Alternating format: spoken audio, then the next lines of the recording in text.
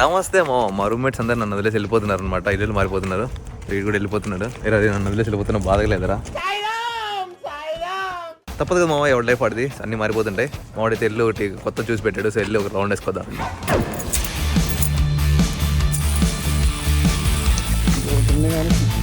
కర్ణ అసలు ఇల్లు మామూలు రిచ్గా ఉన్నాయి కదా అంతా. ఇల్లు అయితే బాగుంటుంది. అసలు గార్డెన్ వాక్వే అసలు ఇల్లు మామూలు లేదు. కన్నా ఇదేనా ఇల్లు చూడరా?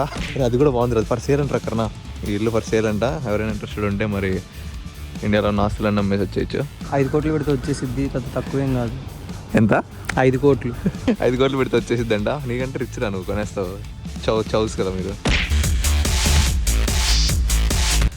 ఒరే ఎలాంటి ఏరియాకి వచ్చేసాం రా? ఇదేంద్రా ఇంత పెద్ద పెద్ద గవర్నమెంట్ ఆఫీసులు ఉన్నట్టున్నాయి.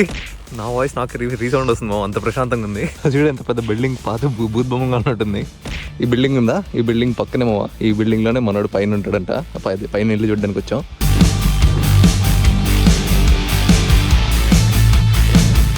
కన్నా ఏంటి పరిస్థితి? ఓకేనా? అరే ఏంట్రా ఇది? దేవుడిని కూడా మంచి సైడ్ చేశారు. మనకు అంత భక్తి లేదు కానీ ఇప్పుడే ఇల్లు చూసి వచ్చాం. అసలు ఏంటది? కంజూరింగ్ మూవీలో స్టెప్స్ ఎక్కుతున్నట్టు. అసలు నిజంగా దయ్యం సినిమా హర్రర్ మూవీలో ఉంటది కదా ఇల్లు, అలా ఉంది. కన్నా భయపడకు, ఇంకో ఇల్లు దొరుకుతుంది. నేనేం భయపడతా పోతుంది.